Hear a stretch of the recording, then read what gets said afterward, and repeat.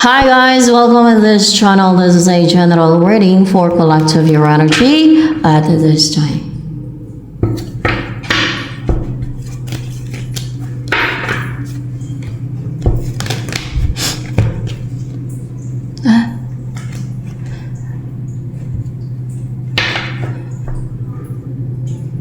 Yung vicious,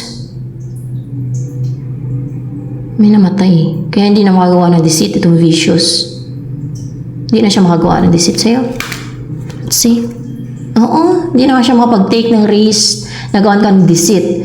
Kumbaga hindi na siya makapang-atake, hindi na siya makapag-umpisa. No? Pwede din, the full Nagawan ka ng deceit.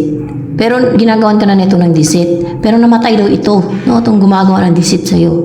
Kaya hindi na siya makapaggawa ng deceit. Hindi na makapanghadlang ito hindi na siya makapag-create ng illusion sa mind mo, hindi na siya sabihin na natin, hindi na siya makapamiste, hindi na siya madaming klase ng deceit Kasi hindi na siya makapang-atake, hindi na siya makapang-send ng mga negativity niya, o kung binubulungan ka niyan, kasi mga ganyan, mga deceit or ginagawan ka ng malediction, or ano pa, pwedeng witchcraft o nagsisend yan sa'yo ng kung ano, no?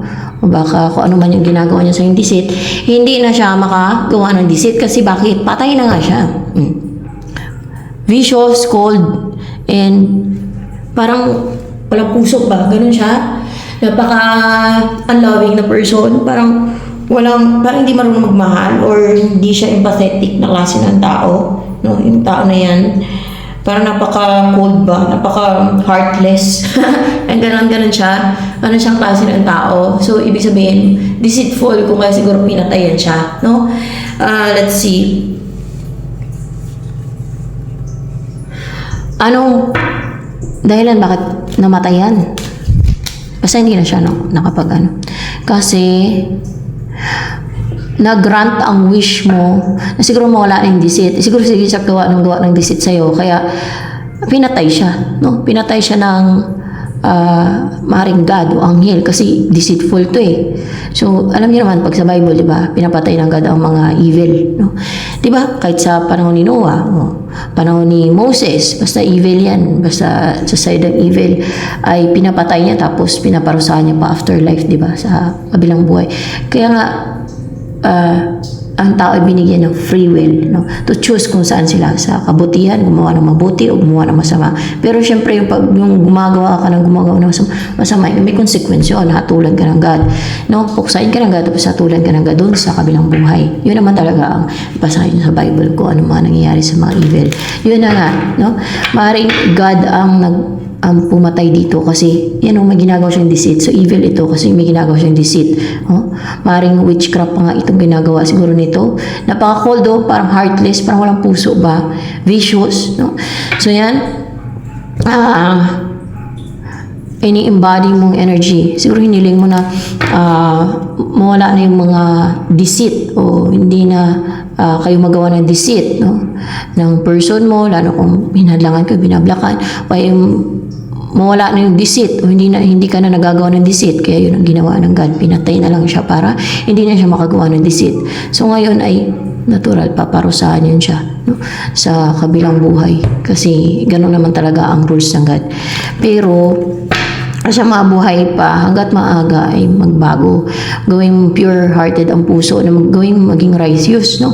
Hanggat buhay pa, hanggat maaga pa, kasi tulad yan, huli ng lahat dyan, no? Pinatay na yan ng God kasi para wala na yung gumagawa ng deceit sa'yo. Wala na yung nananalbahe sa'yo, lumabas dito sa harap ng Deko, 7 of Swords. Yun ang gumagawa ng deceit sa'yo. Gusto niya siguro ang kunin yung sa'yo. Siguro umiira dyan pagkagaman, greediness. Greediness nga umiira dyan. Parang hindi niya matanggap na meron ka o para sa'yo yung para sa'yo, o meron ka na wala siya, mga ganun ba? Or gusto niya angkinin yung para sa'yo, o gusto niya angkinin yung sa'yo, mga ganun ba? Greediness, no? Ano sabi ni Jesus Christ? Ang mga greedy hindi magmamana ng aking kariyan. So tingin ninyo magmamana ito ng kariyan ng Diyos? Na-save siya sa ginawa niya? Hindi. Kaya nga siya pinatay kasi hindi katantanan yan kagawa ng deceit. Yun bang reason kung kaya pinatayan? Kasi hindi ka tinitigilan kagawa ng deceit? Oo. Hiniling mo siguro na mawala na yung mga deceit o matigil yung mga deceit. Ayan. Kaya ayaw ko magtantanan, kaya pinatay na siya ng God o parusa abot nito sa kabilang buhay. At hindi pa naman parusa dun sa impyerno. Hindi siya maganda pakinggan pero yun talaga ang totoo, no? Kahit sa Bible. Yan ang warning ng God na paparusahan niya ngayong mga ganon. Ano ba yung gawain yan? Witchcraft. Witchcraft nga guys, ang gawain yan. Yung gumagawa ng deceit sa'yo. So, pinuksa na siya, no? Pinuksa na siya. So, umabot siya sa point na huli ng pagsisisi niya. Saan siya magsisi? Pag nandun na siya, doon na siya magsisi. Wala na pa, nandun na sa impyerno, wala na. Wala nang chance na makaalis pa doon na masave pa. Wala na. Kaya habang maagap, hanggat buhay ay magsisi na at magbago, hanggat maaari, kung pwedeng gawin mo righteous ang sarili mo. Kasi, naku guys, matinding parusa talaga dun sa kabilang buhay. Mas best choice, o mas maigi, mas mainam na piliin ang maging righteous, no? Kasi ano ba sabi ni Jesus Christ? Only righteous souls ang mga nakapasok sa langit ng mga kaluluwa, ng mga souls ba? Oh. But it's really sad kasi sabi ni Jesus Christ, a very few yung nakapasok na a very few yung nakasumpong ng daan papunta sa langit. Kasi makiti daw yan eh. Kailangan mo maging righteous para makapasok ka dyan sa daan, papunta sa langit. Kasi only righteous souls yung nakakapasok sa langit, di ba? Yun ang katotohanan eh. No? Siya mismo ang nagsabi niyan. Okay? Siya mismo ang nagsabi niyan. At nasa Bible yan. No? Nasa Bible ang katotohanan. Walang ibang version. Yan ang katotohanan. So yan, that is truth na reveal ulit-ulit, no, from God. At nasa Bible din naman pati yan. So yan, anong next na mangyari sa buhay mo niyan? Anong pagbabago, change sa buhay mo? So ito, Clover. See? Clover. Magiging emotional fulfilled, emotionally satisfied ka. You will live alam mo yung balance yung buhay mo, no? Hindi ka na out-balance kasi may number 6 dito. Tsaka you feel being loved, no? And comfortable, ma-relax ka na eh. Maging healthy and maging masaya ka na sa buhay. Ma-enjoy mo na yung buhay, guys. Kahit sa simpleng bagay, kasi maaaring dati kasi ginagawa ka ng witchcraft, ay, alam niyo, magulo yung utak ng taong ginagawa ng witchcraft. Pwede kang kontrolin yung utak mo niyan eh. Para kang gawing puppet na guys ba? Ganun ba? No? Wala ka talagang katahimikan o minsan kadalasan hindi ka pa makatulog yan pag gagawan ka ng witchcraft. Parang distracted din yung isipan mo. Tsaka hindi ka makapag-focus sa goals mo pag may gumagawa sa ng witchcraft, pag merong kaya siguro pinatay na din talaga to ng God kasi yun na nga yung rason kanina, no? So yan, ano naman ang iyong embodying energy right now? Ito walang reversal to. So you are stable. So itong deck ha, and ito din na deck. So Queen of Earth, so you are stable, secured kasi wala na, namatay na itong gumagawa sa witchcraft eh. Parang you feel na more comfortable, secured, stable, at nag-heal ka na, ganyan, no, nag-umpisa na mag-heal ka, na nakakaisip ka na niyan kasi you're intelligent naman eh, nakakaisip ka na ng alam niyo yung practical na gagawin mo, no, like business or kung ano mang source of income na umpisahan mo na pwede kang kumita kasi nung inaatake ka niya yung ginagawan ka niya ng deceit, hindi mo maisip yun eh kasi black sarado yung isipan mo niyan, no? Ginugulo, inatake, ganyan yan eh, hindi ka pa nga makatulog niyan eh kasi bakit? Na-experience ko yan, yung inaatake ng witchcraft, kahit na magaling ka pa sabihin na natin, hindi naman sa magaling, hindi ko naman sinasabi na magaling sa negosyo talaga ako, no? Pero kahit na sabihin na natin marunong ka sa negosyo, no? Kahit na hilig mo yung negosyo, parang mawalan ka ng hilig mo, mawalan ka ng passion, mawalan ka ng diskarte sa buhay, guys. Sabihin na natin ganun, pagka inaatake ka ng witchcraft, ganun yun eh. no? Tapos manipulated yung isipan mo. So paano ka makapag-focus sa iyong buhay, personal life o sa finances mo kapag may na-atake ng witchcraft? Talagang pinipiste nila, no? Yung tinatawag naghasik ng lagim. So yun ang ginagawa nila, naghasik sila ng lagim. Saan galing yung mission nila na yan? Para maintindihan nyo, yung gumagawa ng mga witchcraft na yan, kahit yung mga pabulong-bulong lang, kay Satanas yan. Sino ba natitim sa tao na gawin yan? Devil, mga fallen angels, no? Si Beelzebub nakasahin dyan. Bakit nila tinatempt ang mga tao na gawin yan? Dahil, ang sagot dyan, dahil gusto nga nila makuha yung kaluluwa. So ito, nakuha na itong kaluluwa nito ng devil. Kasi, pinili niya eh. Pinili niya yung gumawa ng masama eh. Yung to continue keep sinning and sinning instead na magbago or instead na piliin ang maging mabuting tao, no? Instead na maging fair siya and justified na tao. Binili niya kasing manghalit, manghasik ng lagim. Pinili niyang i-grab at gawin ang misyon na binigay sa kanya ng Diablo, ng fallen angel. Kaya yan. So, you know, God is righteous. Yes, God is justified. God gives justice, no, sa mga ginawa ng injustice. So, that's why. So, let's see.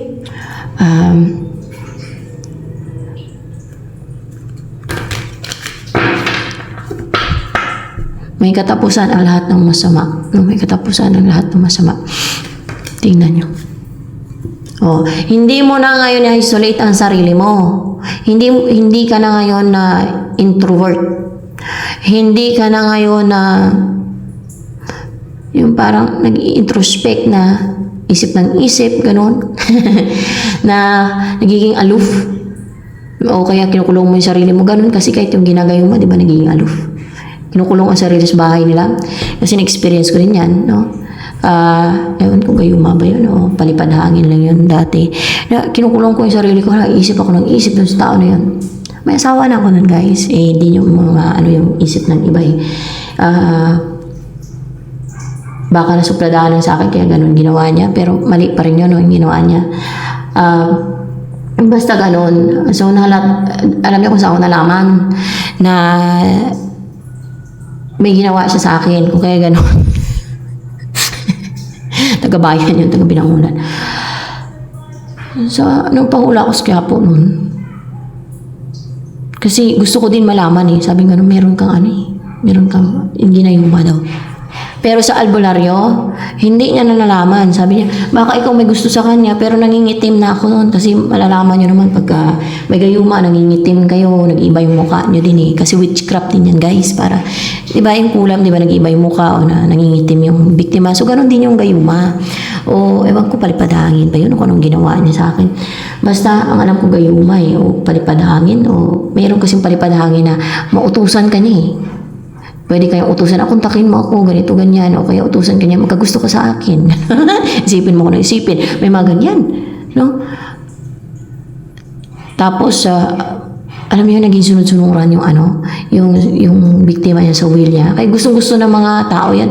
Pero yun nga, ikapahamak ng kaluluwa nila sa impyerno. Yung paggawa ng witchcraft. Kahit yung mga gayuma, any type of spell. Kasi yan ay occult witchcraft yan siya. No? Lahat ng klase ng spell, orasyon, okay? And mga ritual at mga iba-ibang klase ng witchcraft eh. So, yan. So,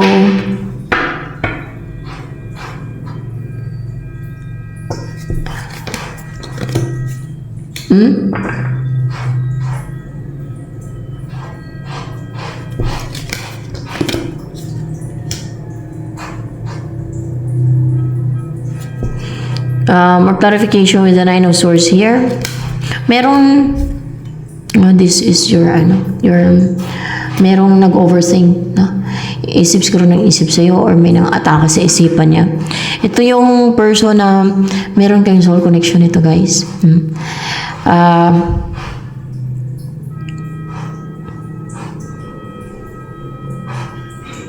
Clarify ko. Kasi lumabas sa energy kanina ni Vicious ni Vicious or cold, heartless, gumawa ng deceit sa inyo ng person mo. Parang nag-overthink to. Energy ba to ni Queen of Cups, itong Nine of Swords dito? Sa kanya yan, no?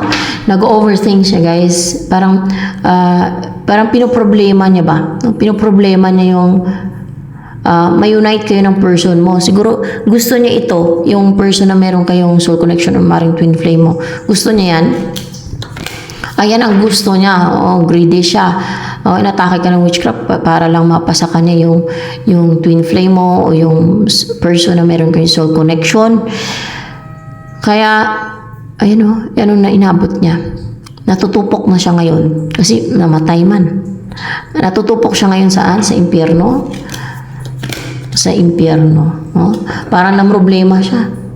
Kahit nasa impyerno na siya, namroblema pa siya, iniisip niya na ma-unite ka ng person mo. Ay! Gahaman na siya.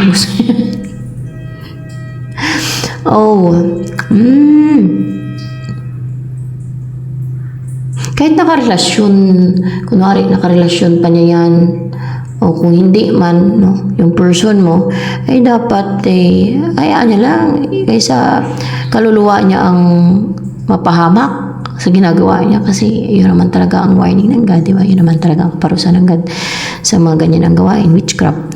So, dapat ay hayaan niya na lang, hindi na kontrolin yung sitwasyon para lang makuha niya yung gusto niya. Hindi dapat na, alam yung maging covetous, hindi dapat maging greedy. Kasi naman pala sa warning ni Jesus Christ, nakakatakot na Kung isipin ng maigi na ang mag-greedy o masaki, mamagahaman ay hindi magmamana ng aking kariyan. Ibig sabihin, hindi masave. Hindi mo lang mabubuhay. Sila ay hatulan sa kabilang buhay. So doon pa lang, ay understood na. Tingnan nyo, natutupok sa impyerno ang kanyang kaluluwa ngayon. Pero pinoproblema niya pa rin yung ma-unite yung dalawa kahit kaluluwa na siya doon sa impyerno. Hindi niya inisip yung kaluluwa niya doon nagdurusa siya.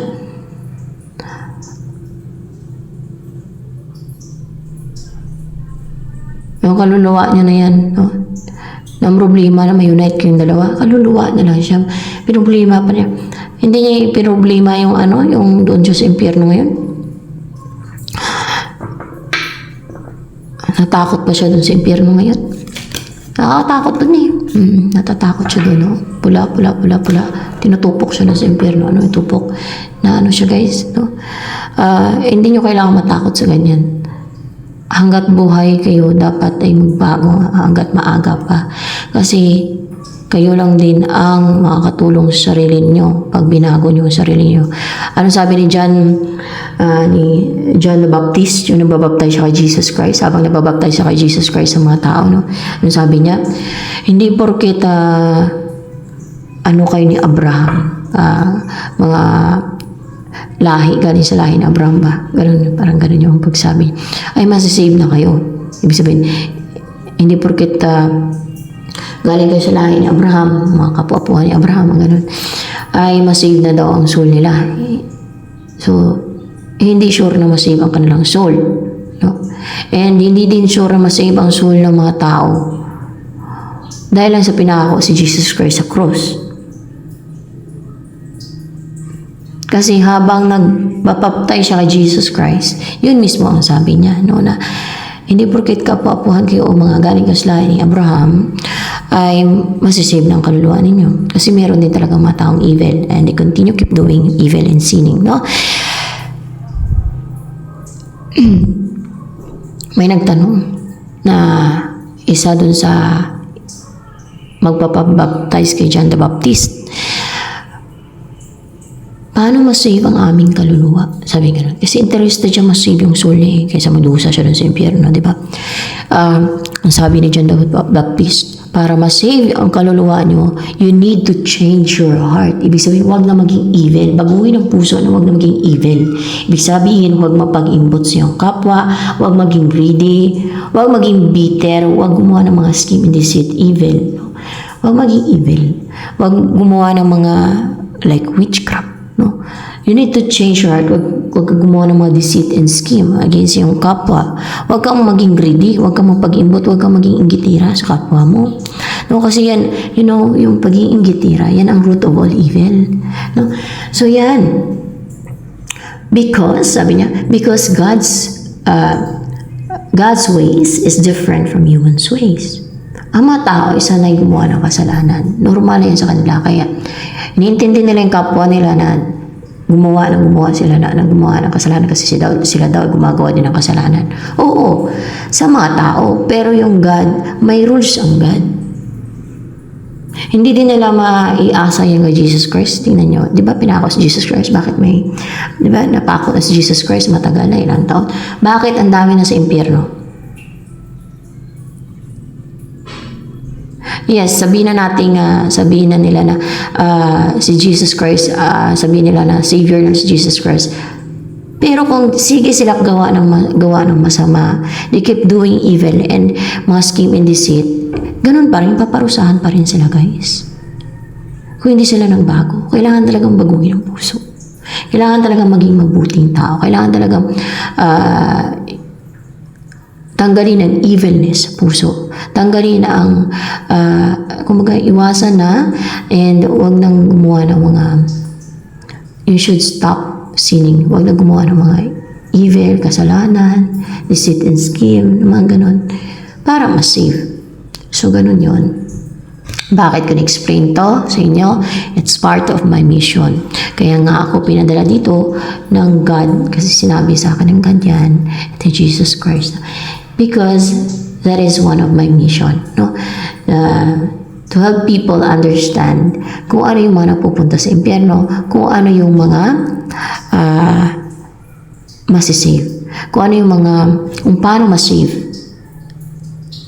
Yan ang tinatawag na sugo, no? Yan ang tinatawag na sugo. Mag-warning sa mga tao. Kagaya doon sa dalawang saksi, pero hindi naman ako yung siguro yung saksi, isa sa saksi. Basta may pinapadala ang God talaga. Kagaya doon sa saksi sa Bible, hindi lang yung dalawa na yun, meron pa ipadala. Yung God maliban doon sa dalawang saksi. Na ang tawag ay sugo, na sinusugo niya, galingan siya sa langit, mga ganyan. Pero nagkakatawang tao. Pinanganak bilang tao para, syempre, makapag-communicate sa mga tao, makapaghalab-gilip sa mga tao, mag-acquire mo naman ng wisdom, no? Maintindihan niya muna yung mga sa paligid niya, ganun. Ganun siya, guys, no? Ganun yun. Para mag-reveal ng truth sa mga tao, kung ano talagang rules ng God, no? Kasi yung iba ay parang baliwala lang sa kanila kung nakasulat sa Bible. Yan ay isa sa mission ko. Hindi sa nangingialam ako sa buhay ng iba, hindi sa pakialamira, kundi yan ay mission ko, guys, from God, okay? Actually, possible, hindi lang ako ang may mission na ganyan, no? Maaaring madami kami, or kung iilan man, hindi lang ako, no? Pwede nga din kayo mag-preach eh. Kung gusto niyo, pwede din kayo mag-preach eh. Lalo na kung sinabihan kayo ng God sa vision nyo, o ni Jesus Christ man, or ng anghel na mag-preach kayo, na may mission kayo na ganyan, no? Ay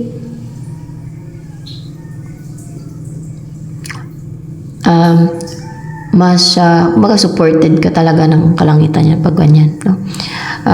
Pagka merong guidance sila, merong confirmation sa kanila na meron kang gagawin. Pero pag kunwari, may mission ka talaga na sila mismo ang sa'yo na may mission ka na mga ganyan, spiritual teaching ay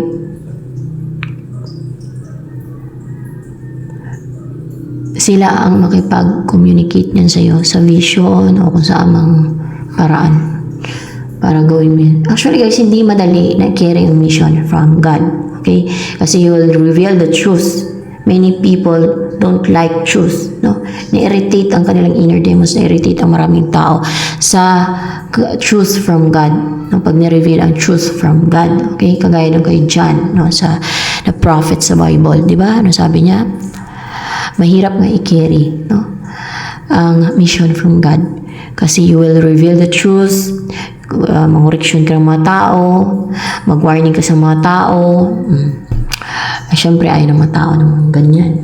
Maraming tao ayaw ng ganyan, ayaw na correct, ayaw na i-reveal sa kanilang katotohanan from God kasi hindi yun katanggap-tanggap sa kanila, lalo na kung they continue keep doing evil and sinning na na-enjoy nila yung paggawa ng kasalanan at mga scheme and deceit and sin, no? Or addiction man.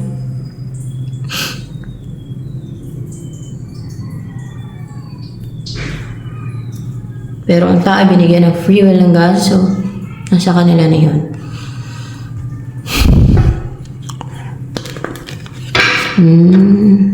So yan, ano ang in-embody mong energy pa? Ano pa yung energy mo ngayon? Let's see. Ito lang reversal to. Hi guys, mukhang mag-umpisa ka na ng iyong mission from God. Pwedeng magturo ka about Bible. Kung ano yung nakasulat sa Bible. Kasi may Bible dito. Or else, pwede din na may meron kang mission na mag-spiritual teaching, preaching, or possible yan din ang ginagawa mo na ngayon, no? Or yung spiritual teaching, yan ang okay, parang prophet. Ano ang tawag dito? Parang, nag-spiritual teaching? Let's see. So yes, spiritual teaching yan siya guys. Maaring mag-umpisa ka na ng spiritual teaching.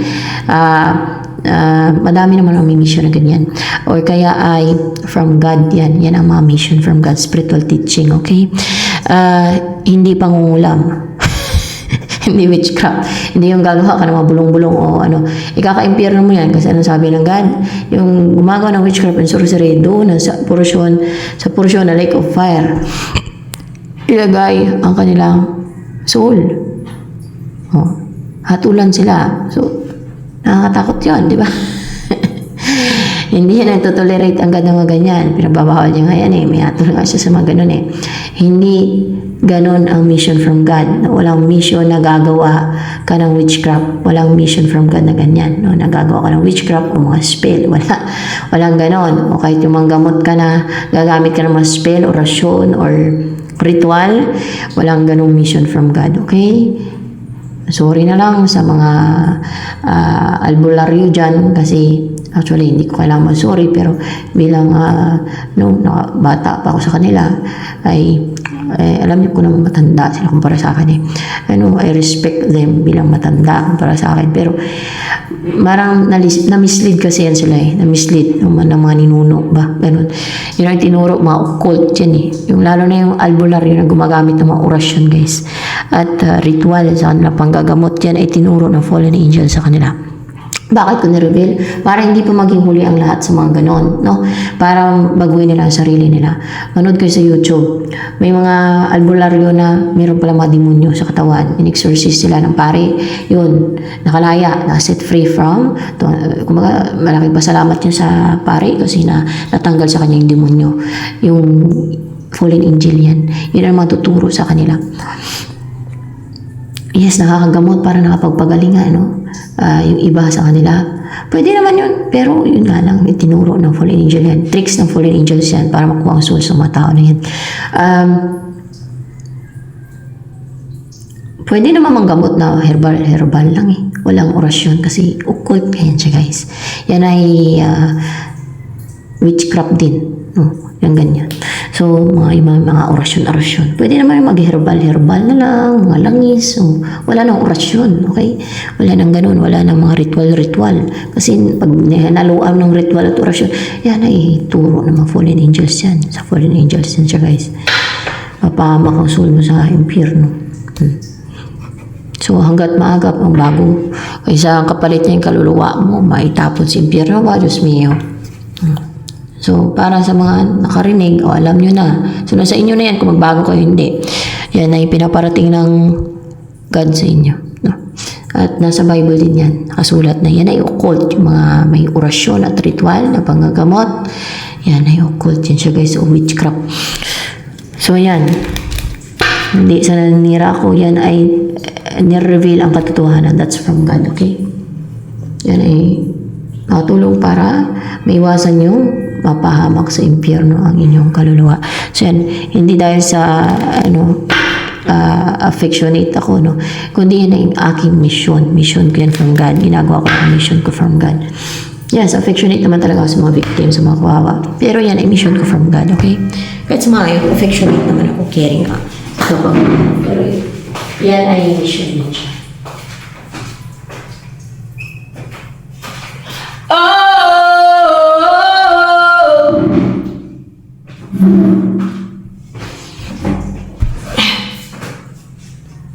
Ang dami kayong matutunan dito. Pagdating sa mga ganyan kasi may mission nga kasi ako from God. Ganyan. So,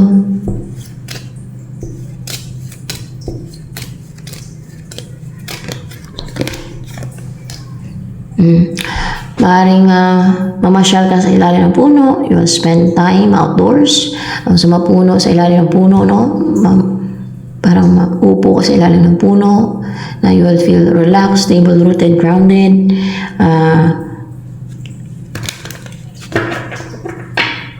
and mas lalo kang mahilig yan. Pero mga next na mangyari. Oh, tapos yung puno na yun, may mga ibon dyan. Oh. Talagang mahilig ka. No? Ganyan ang mga next na mangyari sa inyo pa. So, kung mayroong lalapit sa'yo na, alam niyo, na evil, no? O mang-inject ng kanilang mga, alam niyo na, mga venom, like mga demonic powers, mga ganyan, sumisimbolo ng evil to. O kaya mga satanic arrows nila. Ay, mayroong madidepensa sa'yo, guys. Mayroong magdidepensa sa'yo. Maaaring anghel yan siya, no? Yung magdidepensa sa'yo para patuloy kang mag-heal. No? At patuloy kang ma-relax, makapag-rejuvenate, no? At maging stable ka na lalo. Yan.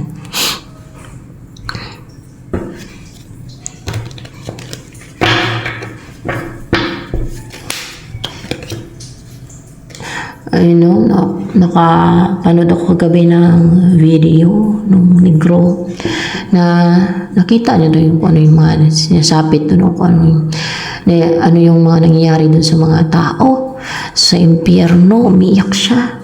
Siguro sa takot. Siyempre nakita niya. Parang na-phobia siguro yun. Na-trauma sa nakita niya, guys. Nakakatakot doon talaga. Kahit si Jesus Christ nagsabi na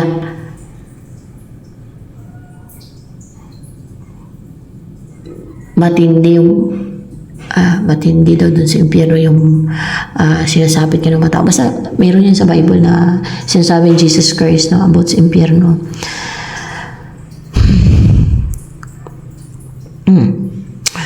Basta tingnan nyo lang sa Bible. Hindi lang ako ganun hindi ko lang sa ulado. Basta may sinabi yan about sa impyerno na yun nga matindi doon yung pagdurusa ng mga nandun. Umiiyak yung guys, yung negro. Nakita niya yung impyerno, siguro ng 50-50. Ano nangyari sa kanya? Bakit nakita niya yung impyerno? Ano nandun? Nakilira doon yung mga tao. Tapos yung mga balat doon nila ay parang alam yung hindi siya nasiseparate sa laman. Pero parang alam mo yung parang napaso na umangat yung balat, yung gano'n. Yung parang gano'n yung pagka-explain niya Basta, tapos yung mga tao doon, yung mga kaluluwa doon, sigaw ng sigaw, syempre napakainit. No? Kalublob siya. No? Tapos meron daw mga parang mga aso kalaki na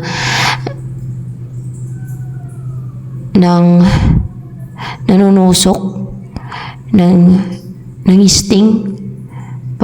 Pag itaas daw ng mga tao yung kamay nila, pinupuntahan daw noon yung parang aso kalaki na nangisting daw sa mga tao.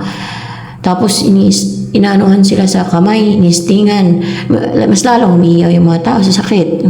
Mga kaluluwa doon. Ganon. Mas lalo silang nahiyaw sa sakit. Ba't ako natawa? Parang ganyan talaga ako. Parang mas lalo silang nahiyaw sa sakit, guys, no? Kasi inistingan yung kamay nilang inaakyat nila, tinataas nila yung kamay nila. O kaya yung pag-ulo nila, tinataas nila. Nilapitan sila ng isting daw na yun na parang aso malaki. Tapos inistingan sila, mas lalo silang umiyaw, mas lalo silang sumisigaw sa sakit. O, ganun yung nakita niya doon sa impyerno daw.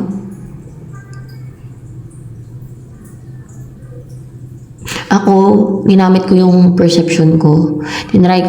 Perception kong gamit ko. Tinry kong pasukin yung impyerno o makita, sabihin na natin makita yung impyerno. O ano nasa impyerno. Perception kong gamit ko, hindi yung nag-astral travel. Hindi. Apoy. So, may mga souls dun, pero hindi gano'ng clear Pero hindi lang talaga. Basta parang maapoy yun dun. May mga souls pero hindi ganun ka parang ewan ko, try ko ulit. Kailangan mag-focus. So, ganun siya, guys. Actually, hiniling ko yun sa God. Ipakita niya sa akin gamit yung perception ko. Yun lang, parang maliit lang. Ewan ko, bakit parang maiksi lang. Baka matrauma ako. Yun siguro naisip ng God. Baka mapobia ba ako. Ang nakita ko talaga lahat. Baka mapobia ako. Baka, ganun ba yun? Baka mapobia ka.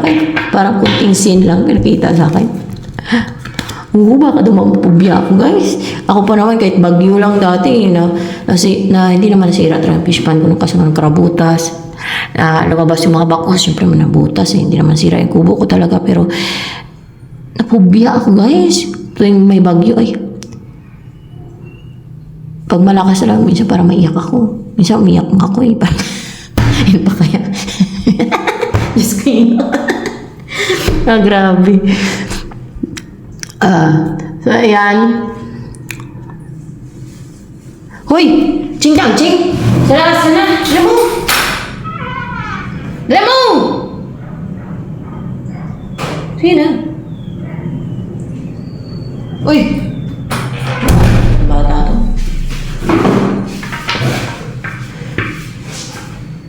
Pero yung mga holy angel, hindi naman ako takot sa kanila eh. Alam ko sinong ganda, hindi takot ako sa mga yan. Parang mga, iba dyan, parang mga hayop lang din yung mukha. Minsan, may iba na parang agila yung mukha nila, na humanoid yun. Tapos, meron naman na parang nakaganto. Ganyan, no? Parang ganyan, no? Meron ganyan na fallen angel. Meron din na armored, no? Meron na, basta iba-iba yung kanilang, ano? Meron din na parang mga bull, parang gano'n. Meron din na parang kambing nga, meron nga eh.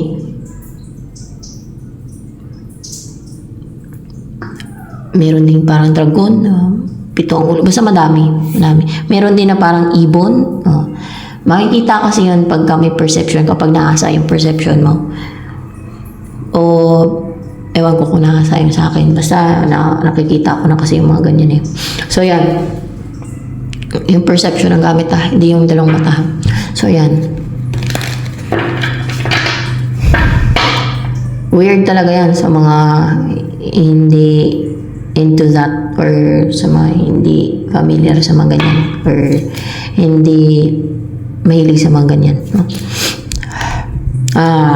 Tingnan nyo guys, the Empress. Maging abundant na yung buhay mo, maging masagana, may trigo dito, sumisimbolo ng abundance yun siya, guys. And you will be guided by the Holy Spirit kasi may dove man dito, no? And talagang ma-relax ka, ma-heal, no? Color na nature, green, no? And maging komportable yung buhay mo. Mas lalo ka maging blooming, attractive,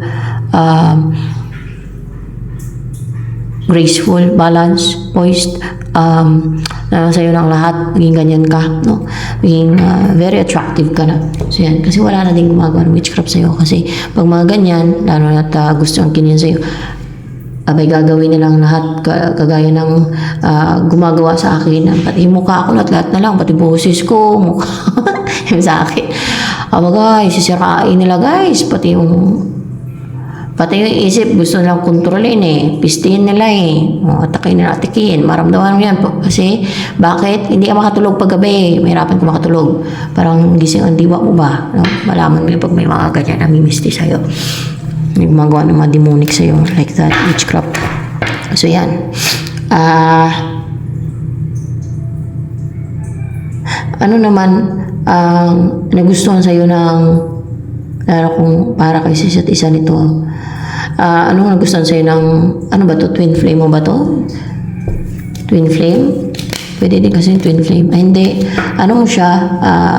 Soulmate? Well, tingnan natin. Soulmate mo daw to, no? Itong tao na ito, soulmate mo. May soul connection kayo ba?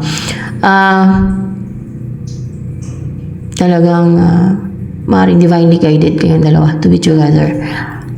Anong energy nitong soulmate mo? Yan na nagustuhan ng witchy o wizard, no? Na nakatake sa'yo na vicious and cold. Unemotional, heartless, no?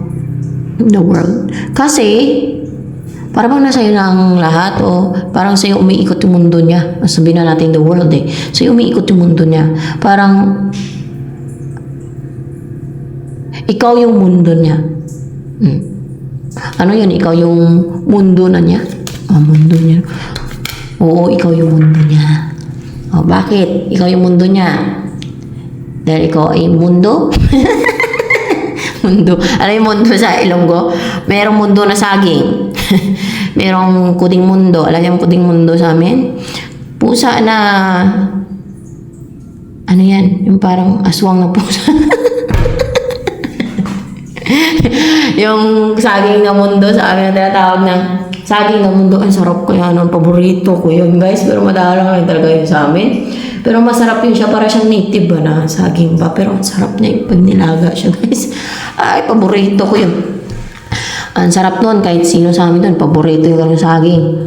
Iba yung taste niya na masarap talaga siya, guys. Hindi siya nakakaumay. Mundo, no? Para ikaw yung mundo niya, no? Joke ko lang yung kuding mundo, okay? Joke ko lang yun, parang saging na mundo, ano, no, na word. Mundo, mistiko. May ganyan sa amin doon na drama sa radyo dati. Mundo, mistiko. Ibig sabihin ng mundo, parang something na dark, no, yung mundo. Pero hindi, you're not, no? Umaga, ikaw yung mundo niya. Ikaw yung mundo nitong person na to. Ibig sabihin, sa'yo umiikot ang mundo niya. Ikaw yung mundo niya. Ibig sabihin, pagkasama ka na niya, pagkapiling ka na niya, ang saya-saya niya. Parang ganun ba, no? Ganun yun. Ganun yung person mo na yan. Ikaw ang mundo niya. Sa'yo umiikot ang mundo niya. Kasi, you're everything sa kanya. And,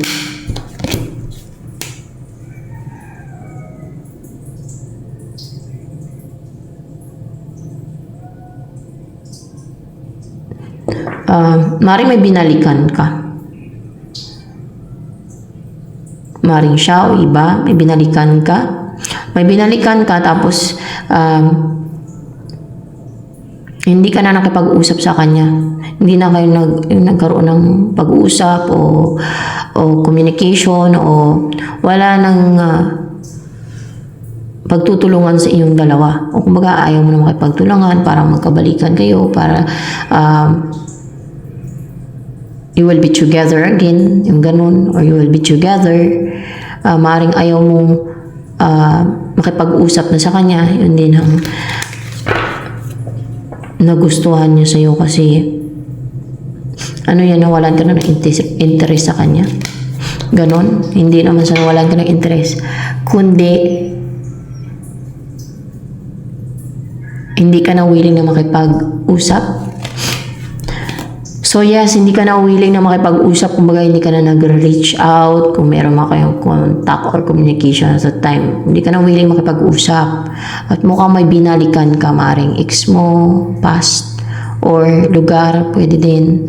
At mayo ko na sa kanya, no? Parang gano'n. May binalikan ka, tapos ayaw mo makipag-usap sa kanya. So, parang, ang person na to ay na-hurt din to.